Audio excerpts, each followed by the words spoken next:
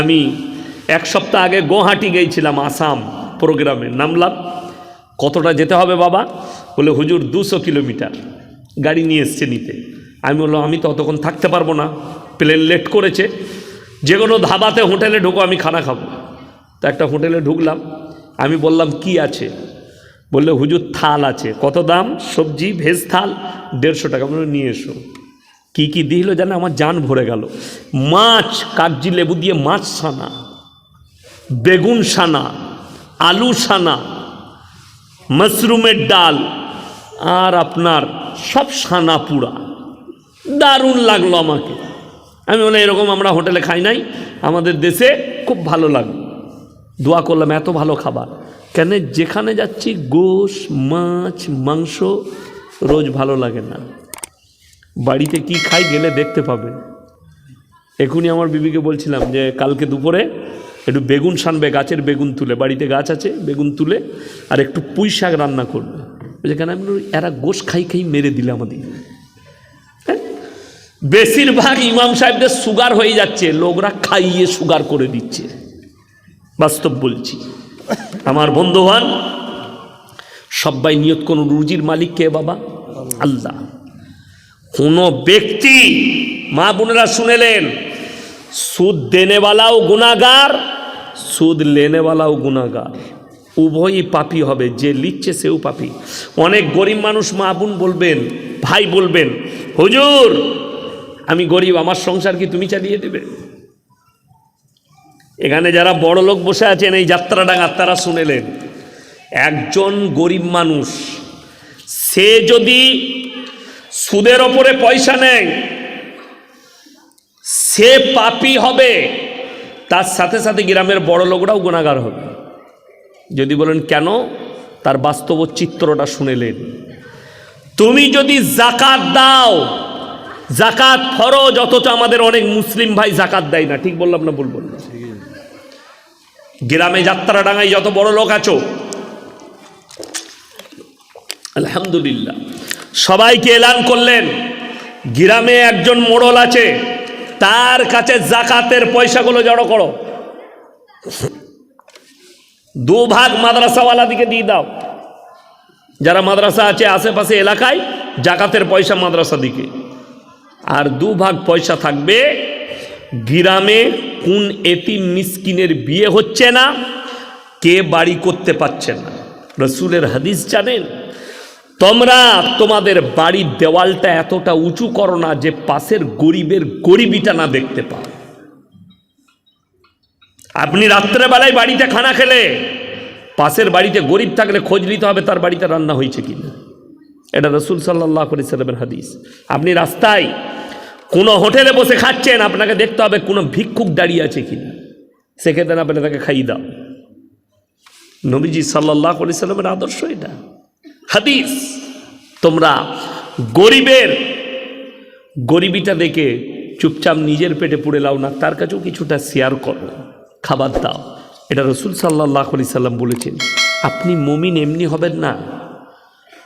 ওই জন্যে হারাম জানার পরে কোনো ব্যক্তি যদি সুদ খায়, সে আল্লাহর সঙ্গে যুদ্ধ ঘোষণা করে দিল।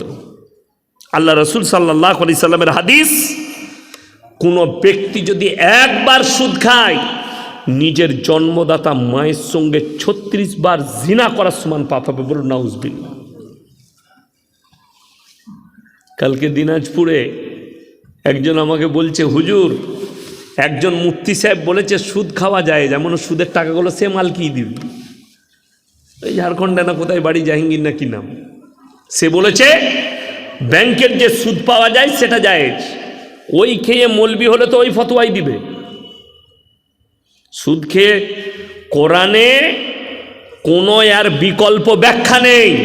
আল্লাহ স্পষ্ট করেছেন সুদ হারাম, সুদ স্পষ্ট হারাম। নবীজি বলেছেন, যেই সুদ খাবে, সুদের টাকা খাবে, সুদ খাবে, সুদের ব্যবসা করবে, সে যেন মায়ের সঙ্গে জিনা করার পাপ করলো। সে কোন বাপের বেটা জানি না। যদি আপনার জায়েজের কোনো হাদিস থাকে, কোরআনের আয়াত থাকে, নিয়ে আসুন যে নবীজি বলেছেন না সুদ খাওয়া জায়েজ আছে, এই সুদটা খাওয়া জায়েজ আছে, নিয়ে এসো। নবীজির জামানায় তো ব্যাংকই ছিল না, ছিল? ব্যাংকের ব্যবস্থা ছিল না, এখন এসছে। কি করে জায়েজ হতে পারে? বড় কষ্ট লাগে, দুঃখ লাগে। আমার ভাই, অনুরোধ করে বলছি, সুদ স্পষ্ট হারাম, কোনো হালতে আপনি জায়েজ করতে চাইবেন না। কোনো মৌলবীকে বলে, কোনো বাপের বেটা মৌলবী যদি বলে দেয় আমি 2 ঘন্টা আছি স্টেজে, যে বন্ধন লোন আর গ্রুপ লোন ইসলামী শরীয়তে জায়েজ আছে, আমি আর জীবনে সমাজের বুকে কথা রাখবো না ইনশাল্লাহ। বলে দে, ক্যামেরা চলছে, গোটা জাতি দেখবে তার চেহারাটা, ওরা সমাজ দেখবে, পৃথিবী দেখবে যে এই মৌলবী বলল জায়েজ আছে। বলতে পারবে না কোনো বাপের বেটা।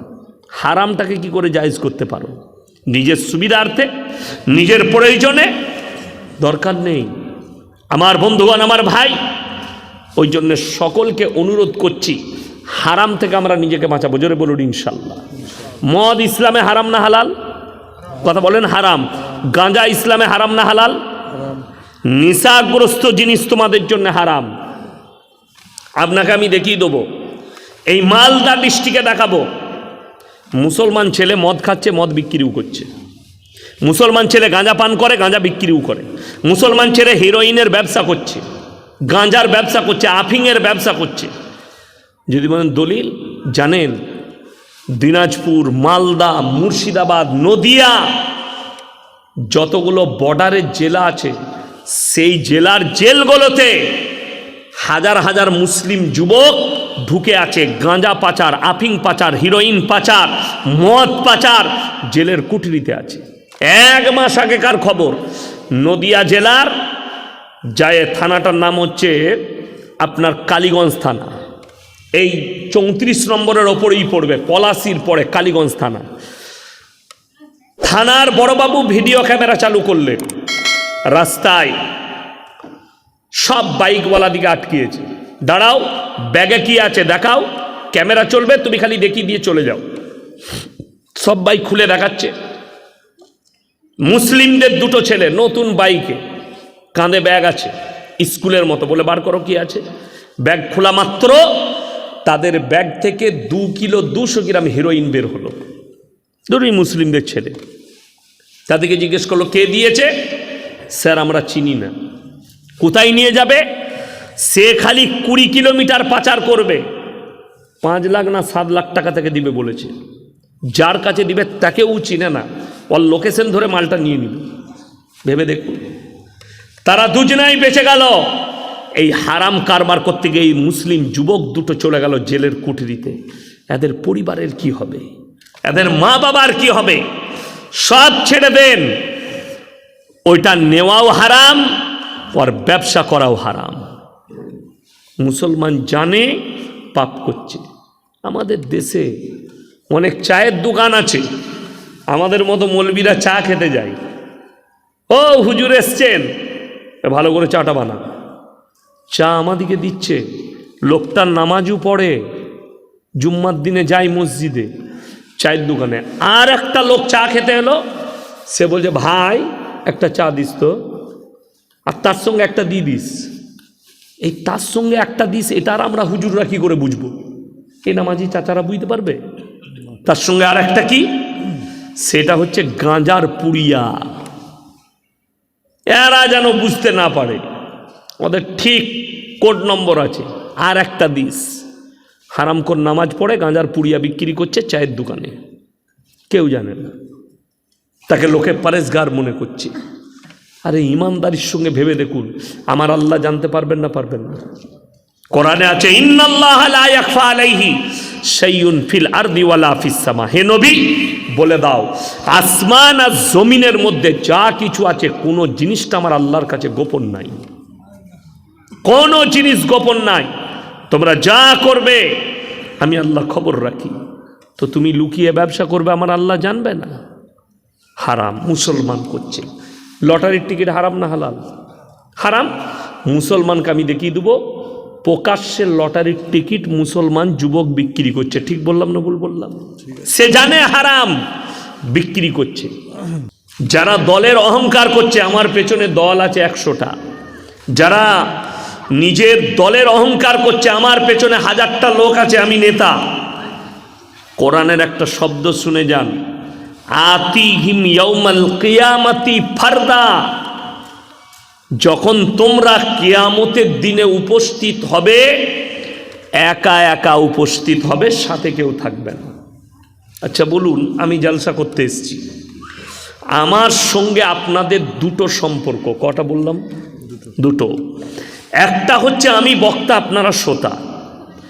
আর একটা সম্পর্ক হচ্ছে, হাদিসে আছে, কোরআনে আছে, এক মুমিন আর এক মুমিনের ভাই ভাই। এই দুটো সম্পর্ক। রক্ত সম্পর্ক আমার সাথে আপনাদের আছে? নাই। বাপ আর বেটার সম্পর্ক কিসের? কথা বলেন। রক্তের।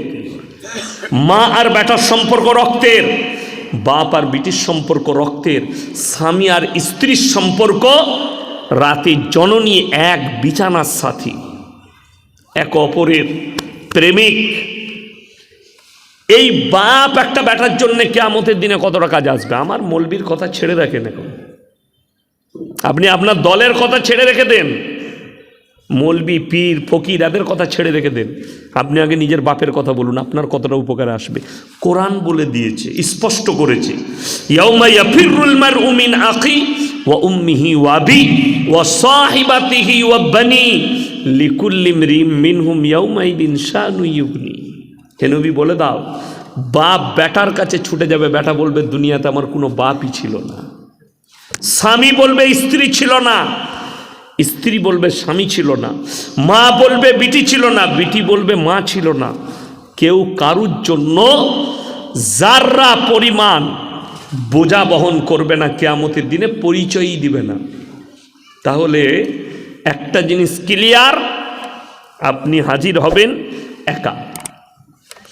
আমাদের জীবনের তিনটা অংশ আছে, কটা বললাম? তিনটে পার্ট। এই যে আমাদেরকে দেখছেন, প্রত্যেকটা মানুষের তিনটে পার্ট আছে।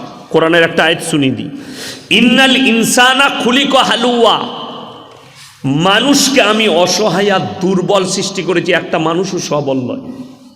সবল মানে জানেন? শক্তিশালী, কোনো দুর্বলতা নাই। কে বললে আপনার দুর্বলতা নাই? পৃথিবীর সব থেকে শক্তিশালী বর্তমানে রাষ্ট্রনেতা, যে সব থেকে ঘেরাটোপে থাকে, তার নাম হচ্ছে ডোনাল্ড ট্রাম্প, আমেরিকার প্রেসিডেন্ট। সে যে গাড়িটাই চাপে, আপনি অবাক হবেন। 1000 কোটিরও বেশি দাম গাড়িটা, 1000 কোটি, তার থেকেও বেশি দাম গাড়িটার। কেন? গাড়িটায় কি আছে? আমার মতনই একটা 4 হুইলার। কি আছে গাড়িটায়? গাড়িটায় এমন একটা মেটেরিয়ালস দিয়ে তৈরি করা হয়েছে, মিসাইল মারলে লাগবে না, গুলি মারলে কাঁচে ভেদ করবে না, কোন রকমের বোম গোলা বারুদ কিচ্ছু কাজ করবে না, ভেতরে চুপচাপ স্ট্রং বসে থাকবে। ড্রাইভার যে থাকবে, সে স্টাইরিংয়ে বসে, গাড়ির ড্রাইভারের সিটে বসে 3 ঘন্টা যুদ্ধ করতে পারবে। এতগুলো অস্ত্র লেস আছে গাড়িটায়, মিসাইল ভরা আছে কয়েকটা, গোলার বারুদ, সুইচ চিপবে আর চারিদিকে ঘুরে যুদ্ধ করবে। গাড়িটা নিজে যুদ্ধ করবে সুইচের মাধ্যমে। এরপরে আপনার মনে হবে, তাহলে মনে হয় আমেরিকার প্রেসিডেন্টের কোনো দুর্বলতা নাই। আল্লাহর কসম তারপরেও আছে। যদি বলেন কেন, ইমানদারির সঙ্গে বলুন তো, মালাকুল মউত এলে তার বডিগার্ড আর রুখতে পারবে? কথা বলেন, জোরে বলুন সুবহানাল্লাহ। এইখানে আল্লাহর কাছে সিজদায় পড়তে হবে।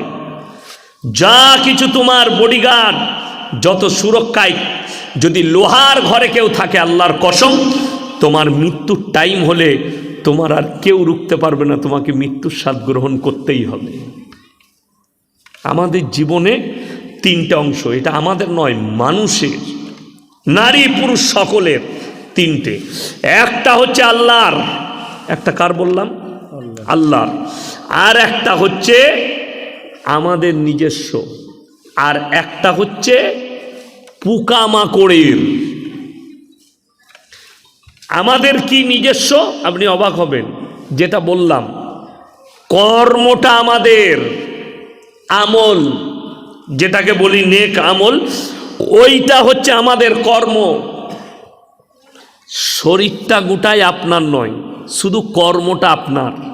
আল্লাহ আপনাকে জীবন দিয়েছে, রূহ দিয়েছে, ভালো মন্দ বিচার করার ক্ষমতা দিয়েছে, তার দ্বারা ভালো কর্ম করবেন, সেই কর্ম মোতাবিক আল্লাহ আপনাকে ফল দিবে। রুহটা কার? কথা বলেন, রুহ কার? আল্লাহ। রুহ আল্লাহর কবজায় আছে। যতগুলো জানদার এসছে পৃথিবীতে সকলের রুহ আল্লাহর কবজায়।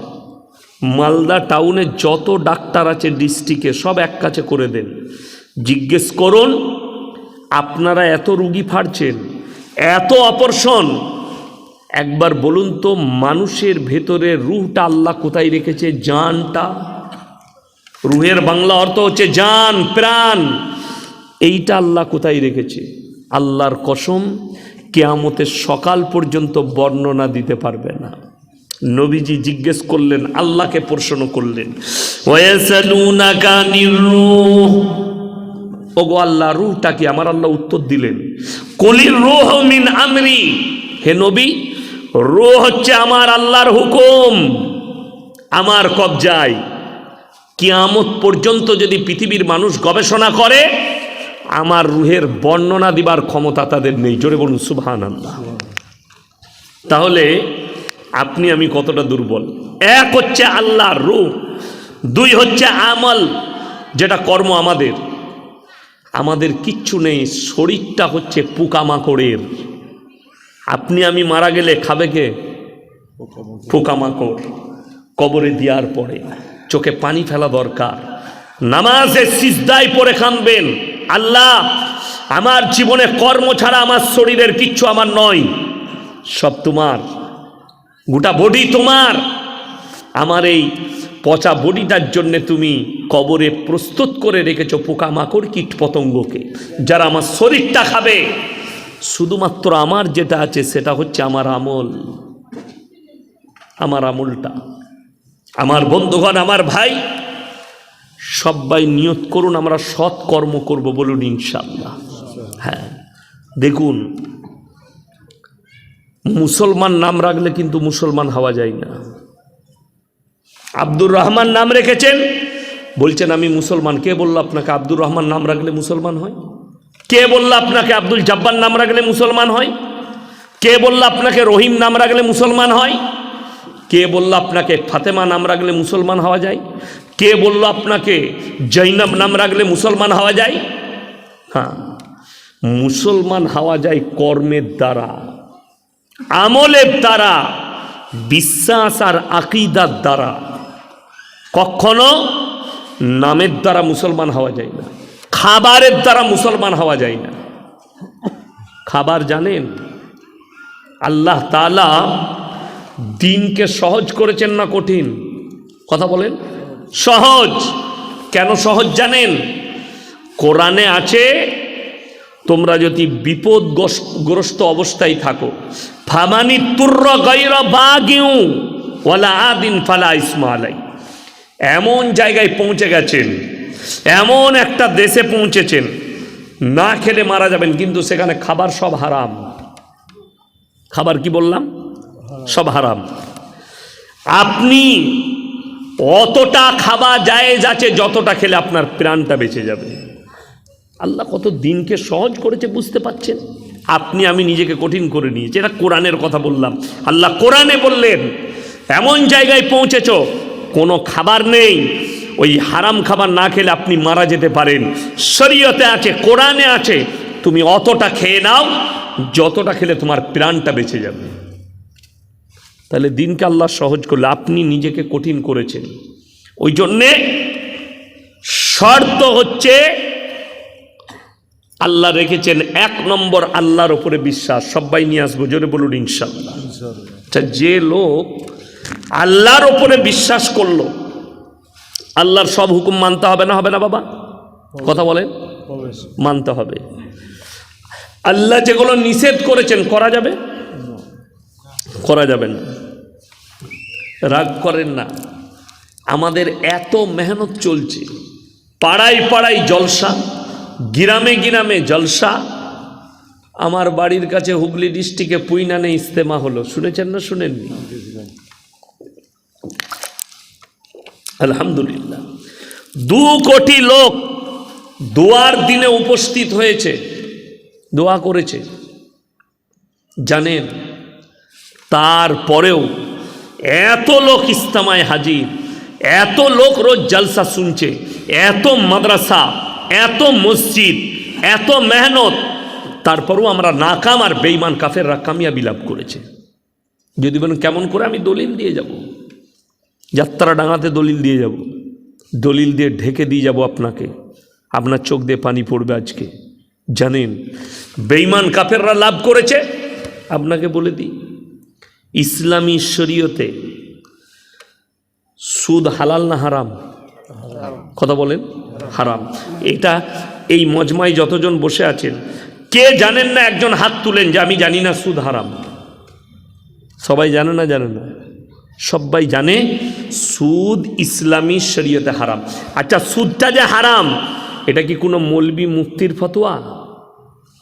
আমার আল্লাহ বলেছেন ওয়াহাল্লাল্লাহুল বাইয়া ওয়া হাররামার রিবা। সুদকে হারাম করেছি, ব্যবসাকে হালাল করেছি। চলুন, বেঈমান কাফেররা কি কামিয়াবি লাভ করলো? আশা করি আপনাদের এই যাত্রাডাঙ্গায় বন্ধন লোন, গ্রুপ লোন নাই? আছে তো? তাহলে তারা কতটা কামিয়াবি লাভ করলো? আপনি ইস্তেমায় গেলেন, দোয়া করলেন, আর আপনার বউ গ্রুপ লোন করে, দোয়াটা কবুল হবে কিনা আপনি নিজের আত্মসমীক্ষা করুন, আমি বলবো না। আপনি নামাজ পড়ছেন মসজিদে 5 ওয়াক্তের ফাঁস কাতারে, আপনার বিবি বন্ধন লোন করে, আপনি আত্মসমীক্ষা করুন যে আমার পেটে হারাম যাচ্ছে না হালাল যাচ্ছে। আর ইসলামের শরীয়তে দোয়া কবুলিয়াতের প্রথম শর্ত হচ্ছে হালাল খাবার, যে খাবারটা খাচ্ছ হালাল না হারাম, এটা হচ্ছে শর্ত। হারাম খেলে দোয়া কবুল হওয়ার কোনো রাস্তা নেই।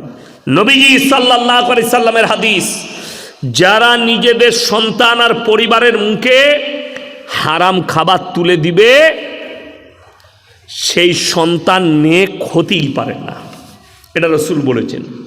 সেই সন্তান নেক হবে না। বেঈমান কাফেররা কামিয়াবি লাভ করলো, তারা ঘরে ঘরে সুদ ঢুকিয়ে দিল, বাড়িতে বাড়িতে, পাড়ায় পাড়ায় সুদ ঢুকিয়ে দিল, আমাদের মা বোনকে বাড়ি থেকে টেনে বার করে রাস্তায় উঠিয়ে দিল। তারা কামিয়াব কেন? একটা মুসলমানের এই বিশ্বাসটাই নেই যে রুজির মালিক আল্লাহ। কিন্তু একটা ইমামকে দেখেছেন, একটা আলেমকে দেখেছেন, রুজির মালিক আল্লাহ বিশ্বাস করার কারণে 6,000 টাকায় সন্তুষ্টি প্রকাশ করেছে, 7,000-এ সন্তুষ্টি প্রকাশ করেছে, 10,000-এ আপনার মসজিদে ইমামতি করছে একটা ইমাম। তার বউকে গ্রুপ লোন নিতে হয় না, তার বউকে বন্ধন লোন করতে হয় না। কিন্তু দুঃখের বিষয়, টোটো চালায়, যাত্রাডাঙ্গা থেকে মালদা যায় প্রত্যেক দিন, প্রত্যেক দিন তার 1,000 টাকা রোজগার, মাসে 30,000, 5,000 টাকা কারেন্টের বিল বাদ দিয়ে দেন, রইল 25,000। তারপরও তার বরকত হয়নি, বউকে বলছে গ্রুপ লোন আর বন্ধন লোন কর।